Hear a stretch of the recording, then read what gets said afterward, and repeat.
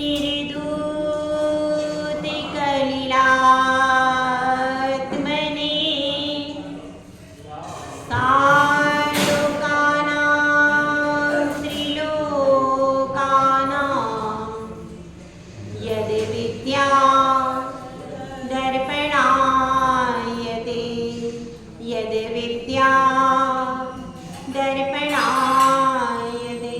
पंच परमेष्टि भगवान की परम पूज्य आचार्य श्री आदि सागर जी महाराज की, आचार्य श्री महावीर कीर्ति महाराज की, आचार्य श्री विमल सागर महाराज की, आचार्य श्री तपस्वी सम्राट सन्मति सागर महाराज की, आचार्य गुरुवर सुंदर सागर महाराज की, अहिंसामय विश्व धर्म की, जिनवाणी माता की, जल परम पूज्य हरिका श्रीमती माता जी की जय, हरिका संघ की जय। धर्म प्रेमी भव्या हर व्यक्ति किसी न किसी भ्रम में फंसा हुआ है और उस भ्रम में वह पूरे जीवन भर भटकता रहता है, लेकिन सुलझने की कोई राह नहीं। इसीलिए कहा है 12 भावना में, भ्रम में फिरे भटकता चेतन यूं ही उमर खोए। यह चेतन भ्रम में भटक रहा है। वास्तव में चीजें तो दो होती है, एक तरफ असली चांदी रखी है, एक तरफ नकली चांदी रखी है। दोनों प्रकार की चांदी रखी है, लेकिन हम समझ नहीं पा रहे हैं कौन सी असली है कौन सी नकली है। दोनों तरफ जब समान गुण दिख रहा है, बाहर से दोनों चमक रही है, तो निर्णय नहीं कर पाते हैं कौन सी असली है और कौन सी नकली है। इस चक्कर में कुछ लोग कहते भैया दोनों को असली मान लो। जब तक कोई सुनार नहीं मिलता है, जब तक कोई कसौटी पर कसने वाला नहीं मिल पाता है, तब तक क्या करें, दोनों को असली मान लो। एक तरफ एक कहता है कि नहीं, जो ज्यादा चमक रही है वही चांदी है, मैं तो उसी को असली मानूंगा। लेकिन कभी कभी ऐसा भी होता है कि नकली भी ज्यादा चमक जाता है, तो वह उस नकली को ही असली मान लेता है। कौन सा? दूसरा व्यक्ति। तो उस व्यक्ति का भी कल्याण नहीं हो पाएगा जिसने दोनों को असली मान लिया। होगा क्या भाई? जिसने नकली को भी असली मान लिया, असली को भी असली मान लिया, क्या उसका कल्याण होगा? क्योंकि वह दोनों तरफ जा रहा है। उसकी श्रद्धा कितने कोटि का स्पर्श कर रही है? दोनों तरफ का स्पर्श कर रही है। और एक वह है जो कि असली को नकली मान लिया, नकली को असली मान लिया। क्या उसकी श्रद्धा सही जगह स्पर्श कर पा रही है? वह भी नहीं कर पा रही। उसी की श्रद्धा सही जगह स्पर्श कर पाएगी जो असली चांदी को असली समझेगा और नकली चांदी को नकली समझेगा। सब कुछ समझ हमारी श्रद्धा में ही फेर है। सब तरफ चमक दमक दिखाई दे रही है। चलिए जाइए आप कहीं भी, बहुत सारे आपको चमक दमक दिखाई देगी। यहाँ तो कुछ भी नहीं है, कोई सोना नहीं है, कोई चांदी नहीं है। किसी प्रकार के सोने चांदी के आभूषण है अपने भगवान पे? नहीं। सोने चांदी के वस्त्र आभूषण से अलंकृत देवी देवता है। यहाँ पर है क्या वो चमक दमक? नहीं है। इसीलिए तो सारी दुनिया उधर ही जा रही है। इधर कितनी आ रही है? बहुत कम है कि नहीं?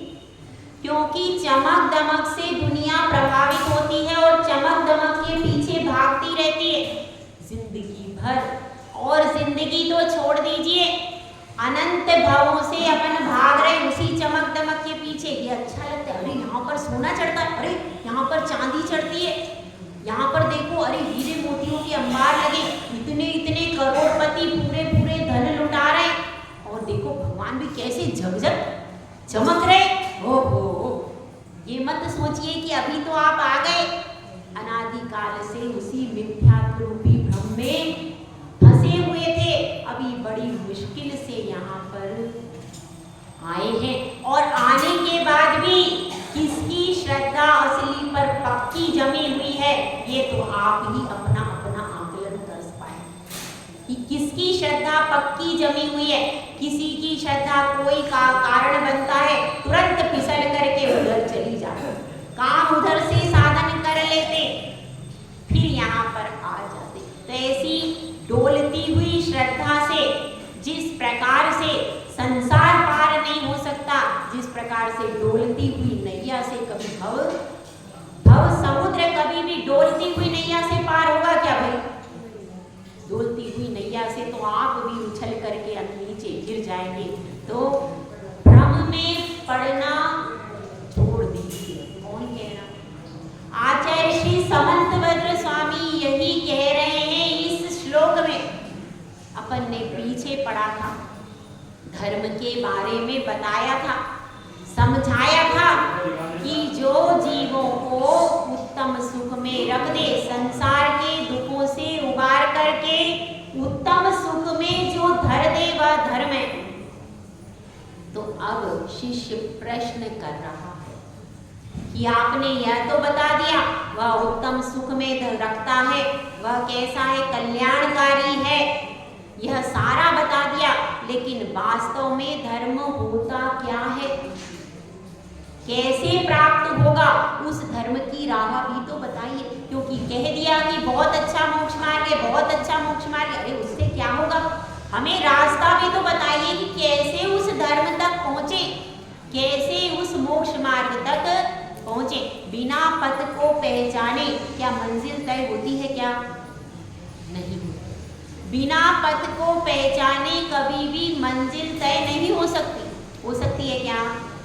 नहीं हो सकती। तो इसलिए यहाँ पर बता रहे हैं कि उस भ्रम को यहाँ पर आकर के कैसे छोड़े, यहाँ पर बता रहे हैं इस श्लोक में।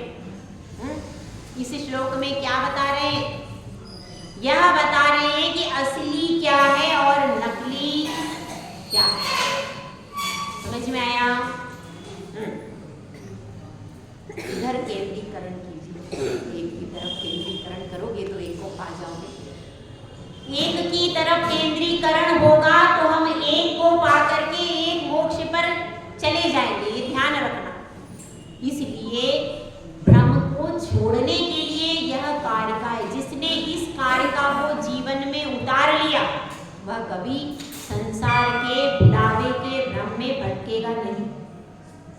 तो अपन सब पहले इसको श्लोक को पढ़ते हैं। इसमें क्या बता रहे हैं?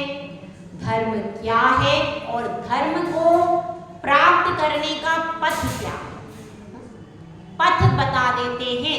पंथों में व्यक्ति भटक जाता है और पथ से व्यक्ति सुधर जाता है, सही मार्ग पर लग जाता है। तो वह पथ क्या है, इसको यहाँ पर इस श्लोक में बता रहे। श्लोक नंबर कौन सा है भाई? 3 नंबर।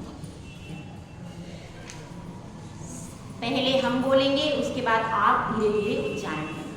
सदृष्टि ज्ञान वृत्तानि धर्मं धर्मेश्वरा विदुः यदीह प्रत्यनीकानि भवन्ति भवपद्धतिः। सदृष्टि ज्ञान वृत्तानि, एक कवि या लेखक की विशेषताएं हुआ करती हैं कि वो हर श्लोक में नए नए शब्दों का प्रयोग करते हैं। जिसका शब्द साम्राज्य बहुल होता है वही कवि या लेखक प्रशंसनीय माना जाता है। यदि शब्द साम्राज्य अल्प है तो बार बार रिपीटेशन होता है। आचार्य समंतभद्र स्वामी का शब्द साम्राज्य बहुत विस्तृत है, बहुत विस्तार को प्राप्त है। आप देख सकते हैं इसके लिए स्वयंभू स्तोत्र, अभी अभी हमने उसका अनुवाद पढ़ा है। हमारे संघ में भी स्वाध्याय हुआ है, बहुत आनंद आया। हर एक ही शब्द है चंद्रमा, पर उसके आपको पर्यायवाची देखने हो तो आप देख लीजिए स्वयंभू स्तोत्र में जितनी बार भी चंद्रमा आया है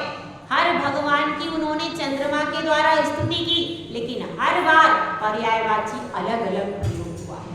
स्वयं स्तोत्र आचार्य समंतभद्र स्वामी की बहुत सुंदर रचना है और उन्होंने ही इसको लिखा है। किसको? रत्नकरण शास्त्राचार्य, जिसको हम पढ़ रहे हैं। इस पूरे ग्रंथ में सम्यक दर्शन के कई पर्यायवाची मिले। सम्यक शब्द के लिए भी पहले उन्होंने कह दिया देशयामी समीचीनम धर्मम कर्म निवर्णम। समीचीन शब्द का उपयोग किया। सब पॉपुलर शब्द कौन सा है? सम्यक, लेकिन उन्होंने किसका प्रयोग किया? समीचीन, नए शब्द का प्रयोग किया। अब देखिए इसमें सम्यक दर्शन ज्ञान चारित्राणी, यह तो पॉपुलर है, सभी जगह मिलता है। अब इसको नए शब्दों से रूपांतरित करके प्रस्तुत किया हुआ।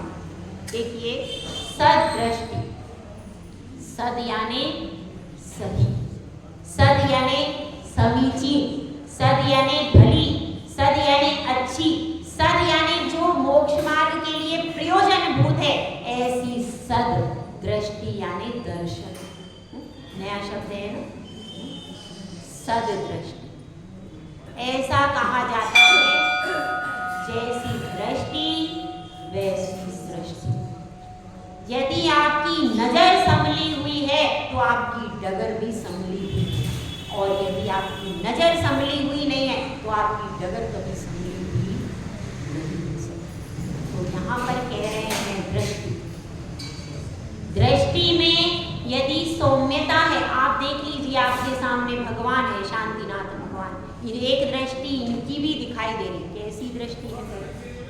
नासाग्र दृष्टि कहते हैं। भगवान सब कुछ देख रहे हैं क्या? नहीं, सब कुछ उनके ज्ञान में झलक रहा है, वे कुछ भी देखने की इच्छा नहीं करते। आप बहुत कुछ देखने की इच्छा करते हैं, इसलिए कुछ भी आपके ज्ञान रूप में झलकन नहीं हो पाती। भगवान कुछ भी देखने की इच्छा नहीं करते, केवल अपनी आत्मा को ही निहारने का प्रयास करते, और उनकी उस दृष्टि में दर्पण के समान होकर के तीनों लोग झलक जाया करते हैं। देखिए दृष्टि का बड़ा चमत्कार हुआ करता है। एक दृष्टि जो कि वीतरागी के ऊपर पड़ती है, तो उस दृष्टि में वीतरागता आए बिना जब आप वीतरागी का दर्शन करते हो तो क्या हो जाता है?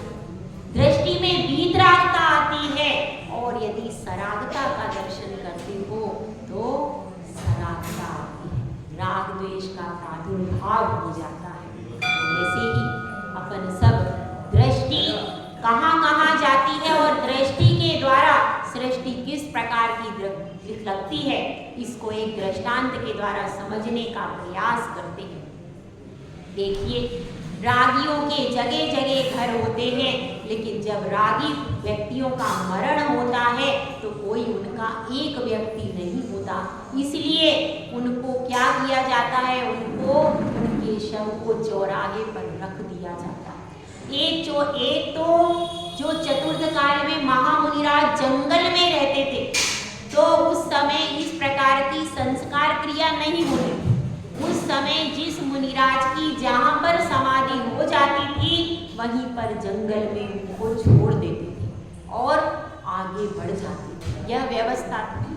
तो एक तो वह व्यवस्था थी, और एक यह व्यवस्था होती है कि जिनका कोई स्वामी नहीं होता है, उनको भी इसी प्रकार से छोड़ दिया जाता है। ऐसे पहले व्यवस्था होती थी। तो उसी समय की बात है, एक शव रखा हुआ था।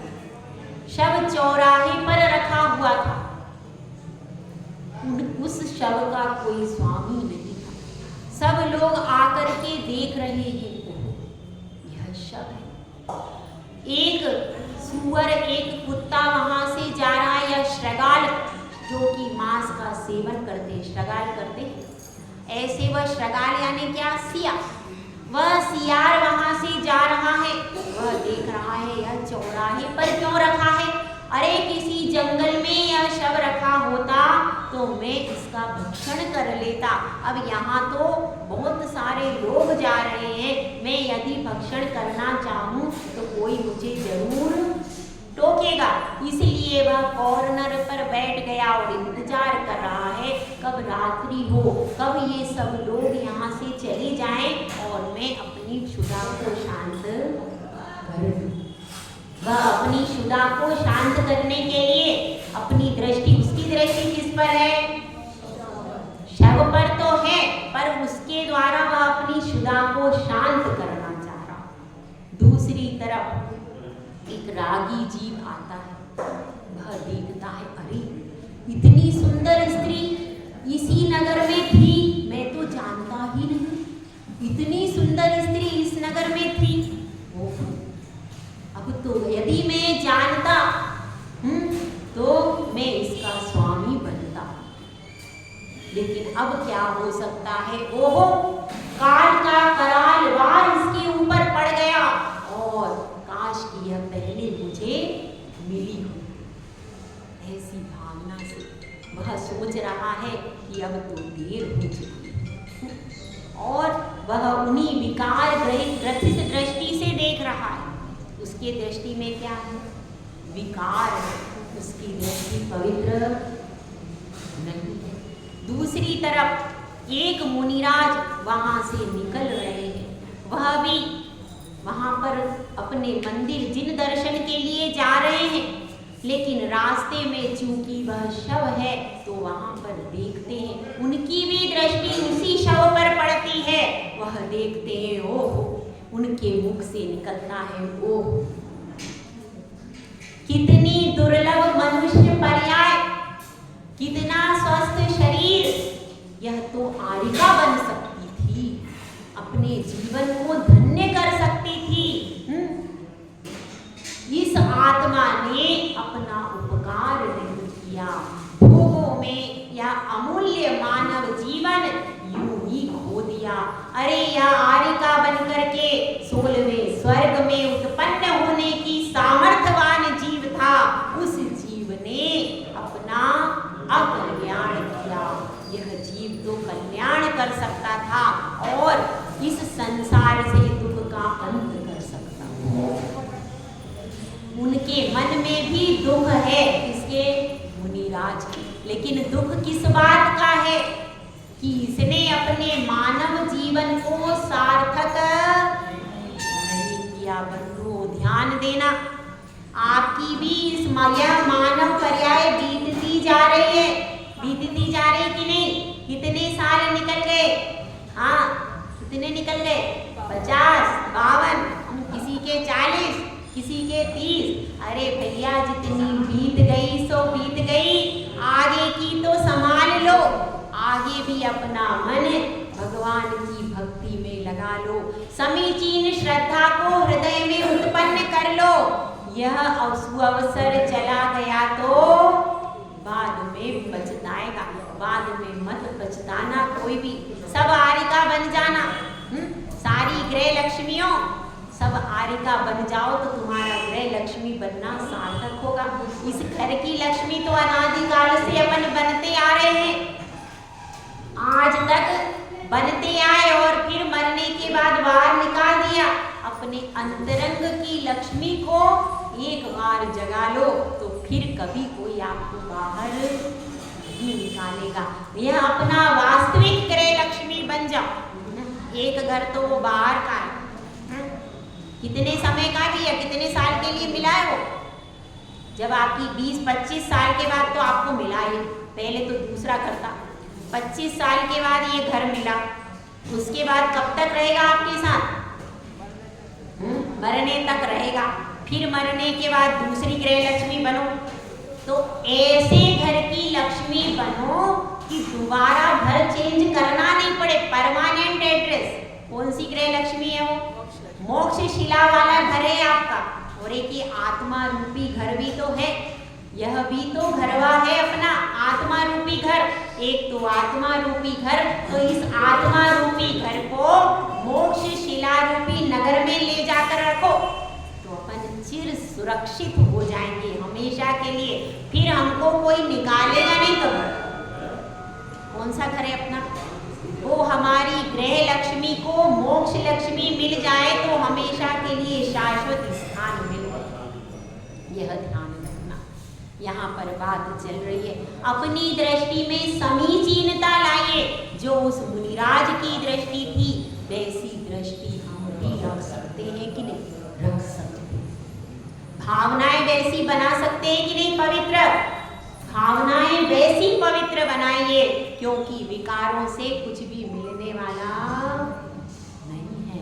भावनाओं में पवित्रता लाइए, दृष्टि में पवित्रता लाइए, तब हमारा जीवन भी धीरे धीरे पवित्रता की ओर अग्रसर होगा। यह जो सदृष्टि की बात चल रही है, यह दृष्टि की पवित्रता की बात चल रही है। वह दृष्टि मिथ्यात्व की ओर न जाए, सम्यक दर्शन की ओर जाए। वह दृष्टि अब हमें वीतरागता के अलावा और कुछ देखने की इच्छा न हो। भक्तामर स्तोत्र में आया, मन्ये वरम हरिहरादय एव दृष्टा दृष्टेषु येषु हृदयम त्वयि तोषणे।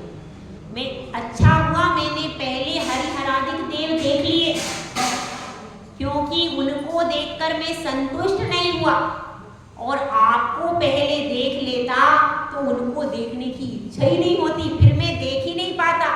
इसलिए अच्छा हुआ कि मैंने पहले हरिहरादिक देवों को देख लिया।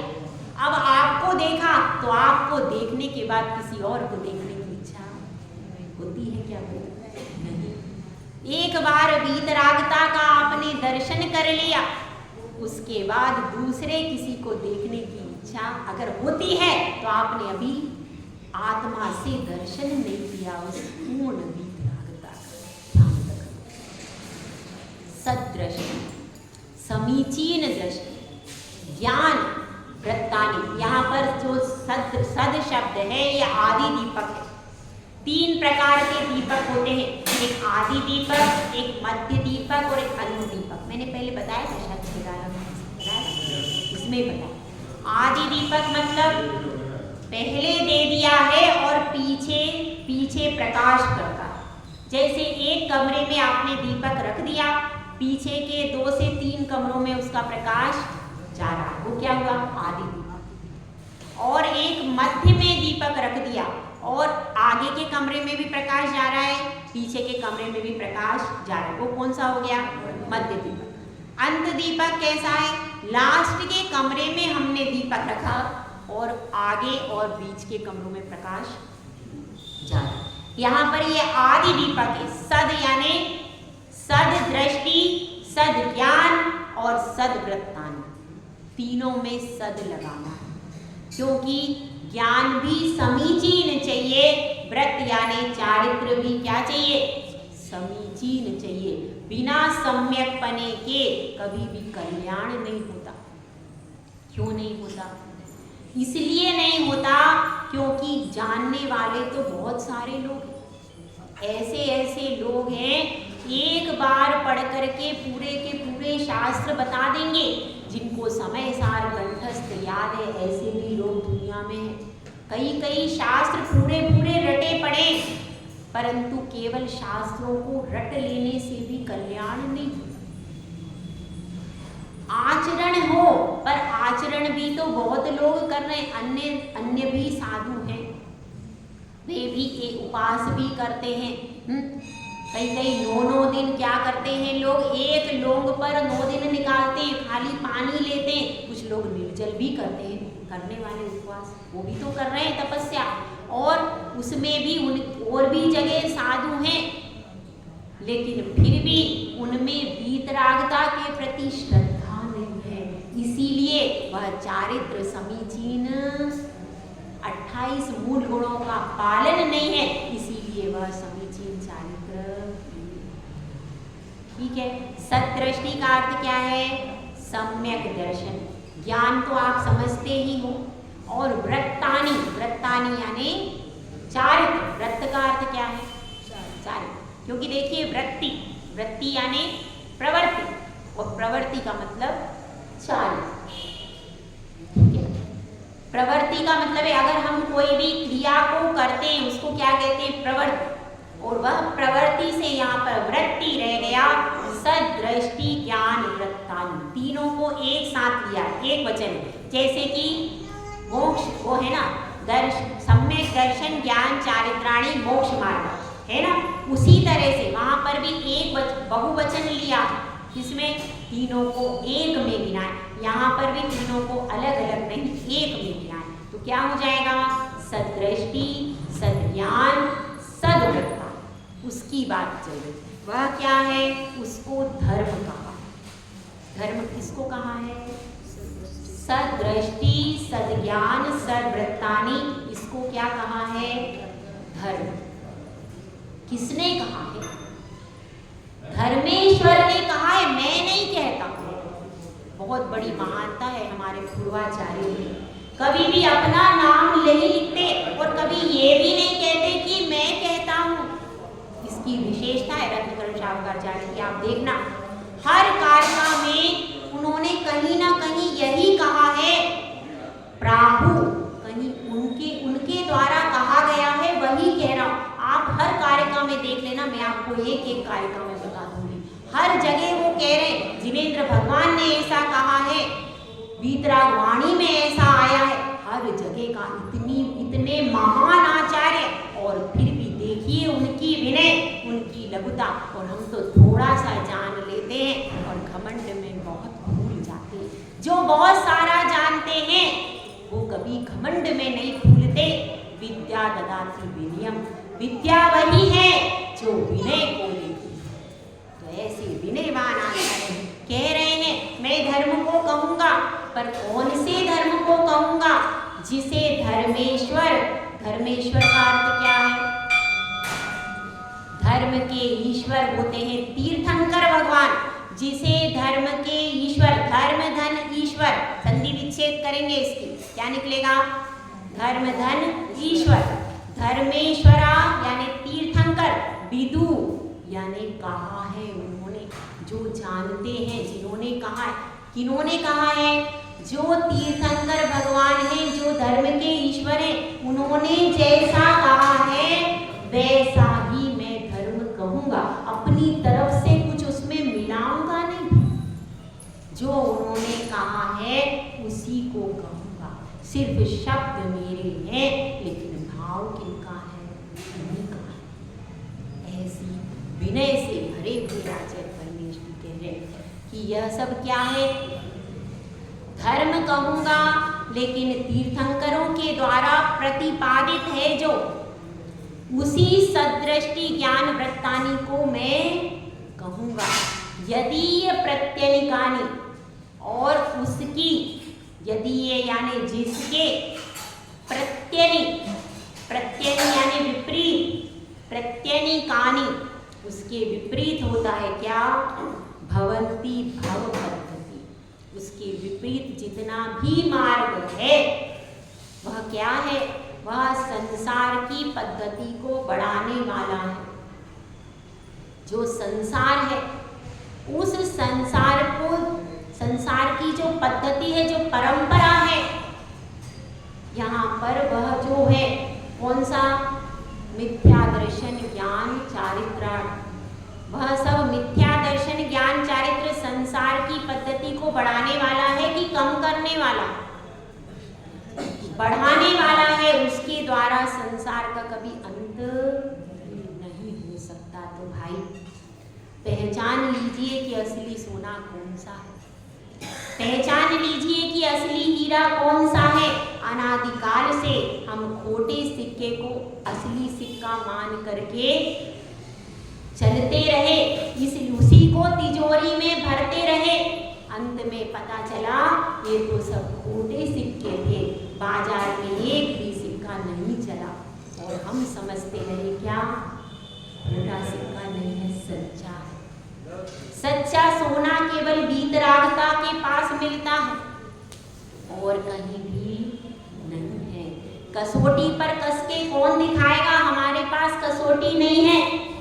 कसौटी पर कस के दिखाने वाला अगर कोई है तो कौन है, जिनेंद्र भगवान हैं, वह बता रहे हैं वैसे वैसे चलते चलो। जब इतने बड़े आचार्य समंतभद्र स्वामी ने अपना कुछ नहीं मिलाया तो आप क्यों इसमें अपनी मान्यता मिलाते हो भाई। इतने बड़े आचार्य ने ओरिजिनल चीज आपके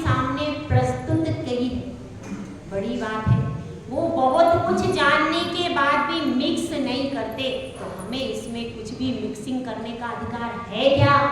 नहीं, कुछ भी मिक्स करने का अधिकार हमको नहीं है।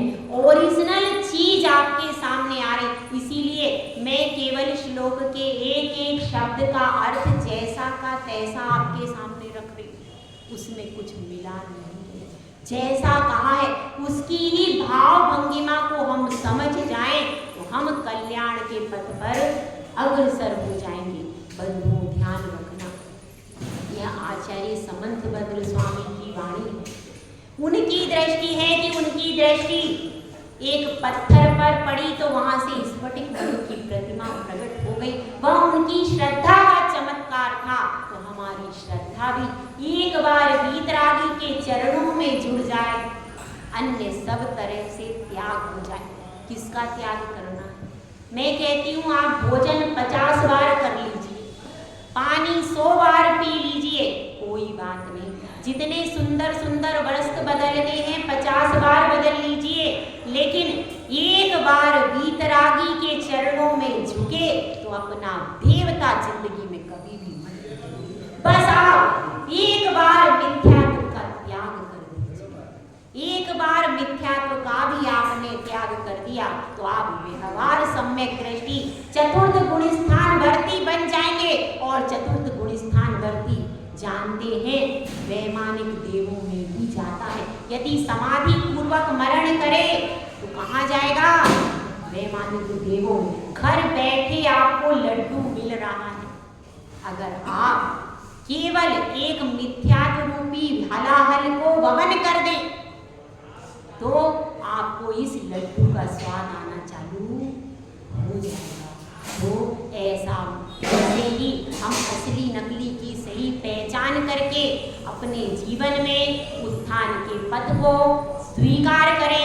जय बोलो आचार्य सुंदर सागर महाराज की जय। और आप सबका सौभाग्य है, मल्हारगंज का सौभाग्य है कि आपको 10 त्यागी व्रती यहाँ पर देखने को मिल रहे हैं। ये 10